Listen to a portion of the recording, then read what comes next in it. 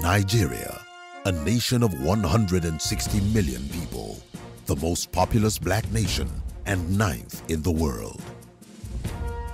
In less than a decade, about 40 million youths would be in dire need of employment. The government can definitely not meet this need. Worse still, technology is rapidly and efficiently replacing humans in the workplace. This is an emergency. Frontiers Consulting, in partnership with Dar Communications, presents Own Your Own with Muyiwa Afolabi. Learn to start, grow, manage, and profit from your own business in Nigeria. It is time to create wealth in Nigeria, for Nigeria, and by Nigerians. Ladies and gentlemen, my name is Muyiwa Afolabi. Welcome to Transformation.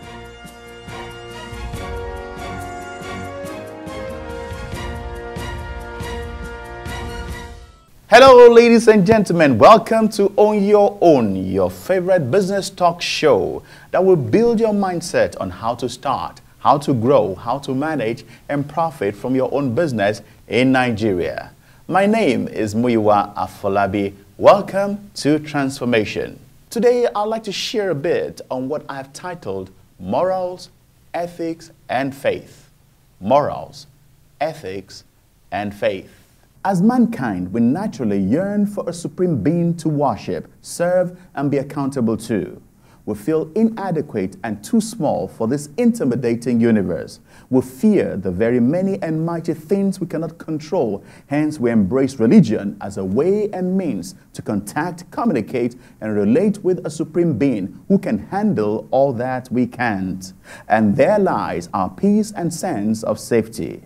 Religion is our method and approach to serving God, the maker of the universe and our creator. We love and respect religion because God is involved, and our respect for the Almighty is so great we don't play or take for granted our religion, which is a very good thing. Many people and groups all over the world have their version of religion and worship styles. They have their beliefs and religious routines, and these they observe and conduct within doctrines and required rules diligently. The sensitivity of religious differences globally has, however, mitigated our desires and will to discuss and be objective about critical matters. Hence, many have remained distrusting, deluded, and unwilling to be realistic because of religion. I'm a very religious person, and I have untold respect for God and required respect for other people of other religions, different from mine. However, a personal concern is how most of us can claim to be so religious and at the same time act and behave as if we don't believe in our religions. We act as if God doesn't exist and His commandments don't matter. It personally shocks me how we can be so religious as a people and be so unethical, treacherous, insincere, and dubious at times in business practice. I've personally had dealings with people who claim to be very religious and God-fearing, and at the end had serious regrets based on the unethical ways and dubious ways they dealt with me in business. Recently, I engaged an artisan to do me a job, and it involved quite a relatively large sum of money. He came highly recommended as a spiritual leader, and all through our negotiation and communication, he dropped lines and statements to indicate his familiarity with religion and the God he worshipped. After I released some cash to him, he just vanished. He wouldn't pick calls and wouldn't be in touch. I eventually had to give the job to somebody else. Ladies and gentlemen, it's become very common to find people who use religion to try and gain your trust when dealing in business. If they know you're religious, they use it against you and try to weaken your position as a buyer or a seller.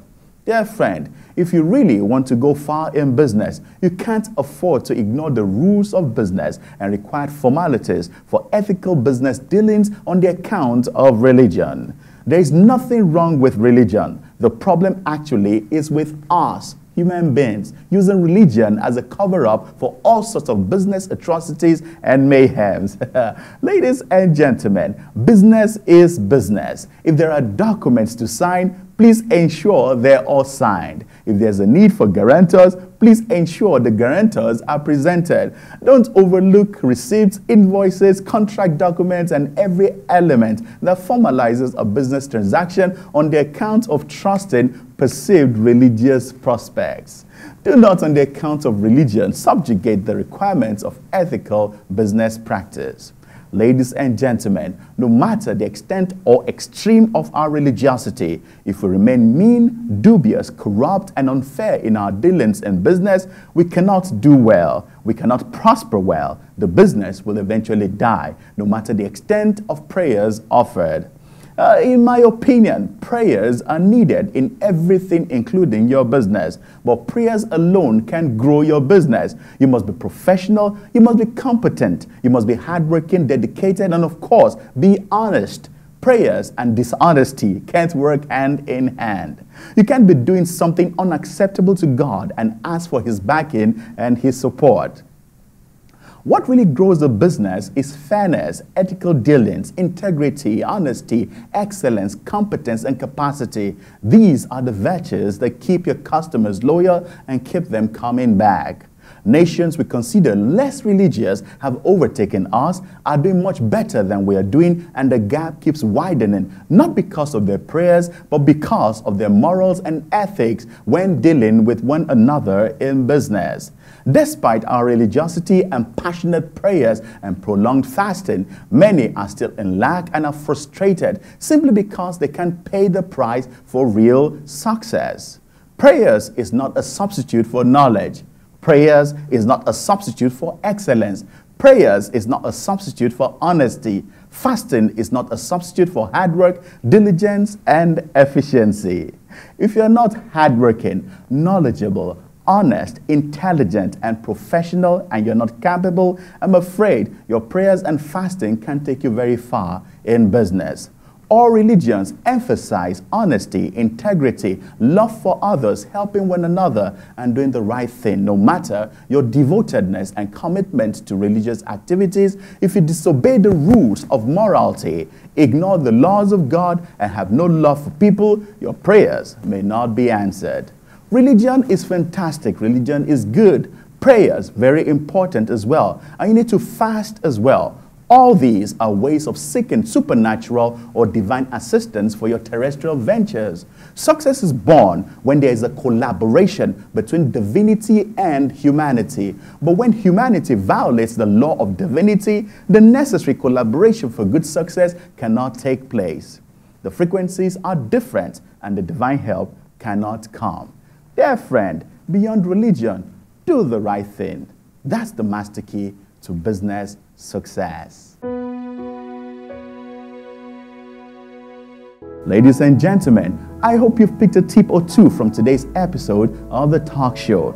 If you live in Lagos, Nigeria, why not join others and make it a date with us at our Business Academy, where we share deeper contemporary insights on how to win in today's business world. It holds every Sunday evening by 5 p.m. at the Radisson Blu Anchorage Hotel, 1A Ozumbambadue Avenue, Victoria Island in Lagos.